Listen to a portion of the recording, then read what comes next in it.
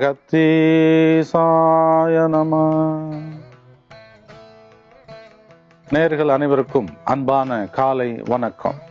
அறிவோம் ஆரோக்கியம் இந்த நிகழ்ச்சியின் மூலம் நமது முன்னோர் பெருமக்கள் உணவு சார்ந்த மூலிகை பொருள்கள், அதிலிருந்து நம்முடைய ஆரோக்கியத்தை எவ்வாறு வளர்க்கலாம் என்று எழுதி வைத்ததை நாம் தெரிந்து பயன்படுத்தி ஒவ்வொருவரும் நல்ல ஆரோக்கியம் வளர்ப்போம்.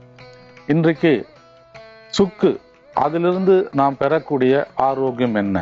இப்போ இஞ்சி இருக்கு, இஞ்சினுடைய மேல் தோல் சீவிட்டு அதன் மேலே சுண்ணாம்பு தெளிவு நீர் கலந்து சுக்குவானது பதப்படுத்தப்படுகிறது. அவ்வாறு பதப்படுத்தப்பட்ட சுக்கு தான் இது. இந்த சுக்கு சித்த மருத்துவத்திலே பல்வேறு மருந்துகளில் பயன்படுத்தப்படுகிறது. சுக்கு, மிளகு, திப்பிலி இது மூன்றும் சேர்ந்தது திரி கடுகம் என பெயர். மனிதனுடைய உடல் 3 நாடி நடைகளினால் இயக்கப்படுகிறது. வாத நாடி, பித்த நாடி, ஐய நாடி. வலி, அழல், ஐயம். மிகினும் குறையினும் நோய் செய்யும் நூலோர் வலி முதலா எண்ணிய 3 ஐயன் திருவள்ளுவருடைய திருக்குறளிலே சொல்லப்பட்ட பாடல். வாதம் அதிகரித்தாலும், பித்தம் அதிகரித்தாலும், ஐயம் அதிகரித்தாலும் மனிதனுக்கு நோய் ஏற்படுகிறது. அப்பொழுது திரிகடுகம் என்று சொல்லக்கூடிய சுக்கு, மிளகு, திப்பிலி சேர்ந்த அந்த மருந்தானது இந்த நாடி நடையை சீர்படுத்தக்கூடிய தன்மை கொண்டதாக இருக்கிறது. சுக்கு அதனுடைய பொதுவான மருத்துவ குணம் என்ன என்று பார்க்கக்கூடிய நேரத்தில் பசி தூண்டியாகவும் நல்லதொரு செரிமானத்தை ஏற்படுத்தி கொடுக்கவும், குறிப்பாக ஜீரண மண்டலம் என்று சொல்லக்கூடிய உணவு பாதை, இரைப்பை, சிறுகுடல், பெருங்குடல், மலக்குடல் இவற்றிலே தங்கிவிட்ட வாயுவை வெளியேற்றக்கூடிய தன்மை கொண்டது இந்த சுக்கு.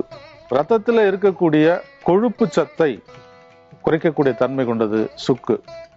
தலை நீரேற்றம், அந்த தலை நீரேற்றத்தின் காரணமாக அடிக்கடி தலை பாரம், அதனை தொடர்ந்து கண் அருகல், மூக்கிலிருந்து நீர் வடிதல், அடிக்கடி சளி பிரச்சனை. இந்த நேரத்தில் சுக்கு அதற்கு ஒரு மருந்தாக பயன்படுகிறது.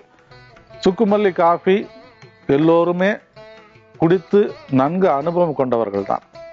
இப்போ மத்தியான உணவுல இந்த சுக்கு இருக்கிற மாதிரி நம்ம பயன்படுத்திட்டோம் அப்படின்னாக்கா பசி மந்தம் ஏற்படாது நமக்கு.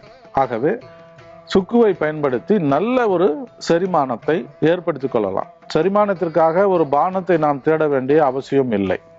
சுக்கு ஒவ்வொருவரின் வீடுகளிலும் இருக்க வேண்டிய மூலிகை சார்ந்த உணவு பொருள்.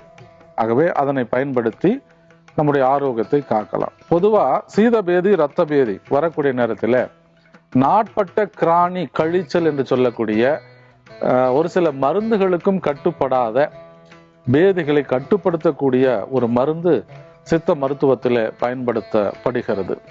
அதில் மிக முக்கியமான மூலப்பொருள் இந்த சுக்கு.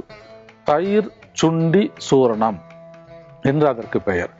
தயிர் சுண்டி சூரணம் மிக எளிமையானது. ஒவ்வொருவரின் வீடுகளிலும் செய்து வைத்து கொண்டு இந்த இரத்த பேதி, சீதபேதி தொடர்ந்து ஏற்படக்கூடிய பேதியை கட்டுப்படுத்தக்கூடிய தன்மை, வயிற்று பொறுமலை தணித்து நம்முடைய ஜீரண சக்தியை அதிகப்படுத்தக்கூடிய தன்மை சுக்குவிடமிருந்து கிடைப்பதனால் இந்த தயிர் சுண்டி சூரணத்தை ஒவ்வொருவரும் தெரிந்து பயன்படுத்தலாம். தயிர் சுண்டி சூரணம் பொதுவா பொடித்து வைக்கப்பட்ட இந்த சுக்கு எடுத்து ஒரு பாத்திரத்துல போட்டுக்கணும். ஒரு 2 ஸ்பூன் இருக்குன்னு வச்சுக்கோங்களேன். அந்த அளவுக்கு போட்டுட்டு இது கூட கொஞ்சம் உப்பு, சமையல் உப்பும் சேர்க்கலாம், இந்து உப்பும் சேர்க்கலாம். தேவையான அளவு அது கூட உப்பு. பிறகு தயிர்.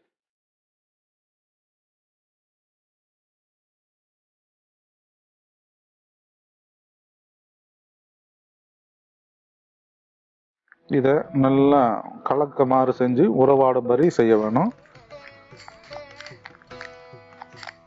இதுல அந்த தயிர்ங்கிறது ஒரு நீர் சத்தா இருக்கக்கூடியது. இது இப்படியே மேல ஒரு துணி வேடு கட்டி எதுவும் தூசுகள் விழாதவாறு செஞ்சு சூரிய வெயில்ல வச்சிடணும். நல்லா காஞ்சிடும். காஞ்ச பிறகு எடுத்து திரும்பவும் அதனை பொடி செஞ்சு வச்சுக்கிட்டா இதற்கு தயிர் சுண்டி சூரணம் என பெயர்.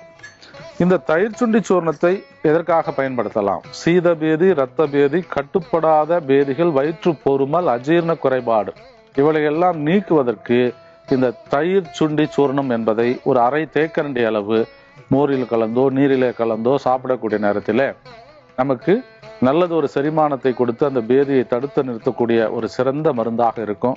இஞ்சி என்பது காய்ந்த நிலையில் சுக்காக நமக்கு தெரிகிறது. ஆகவே இவற்றையெல்லாம் பயன்படுத்தி நம்முடைய சமையல் அறையில் இது போன்ற எண்ணற்ற பொருள்கள் இருக்கின்றன. அவற்றிலிருந்து நாம் பெறக்கூடிய ஆரோக்கியத்தை பற்றி அறிவோம், ஆரோக்கியம் இந்த நிகழ்ச்சியிலே தெரிந்து கொள்ள இருக்கின்றோம். மீண்டும் சந்திப்போம். நன்றி, வணக்கம்.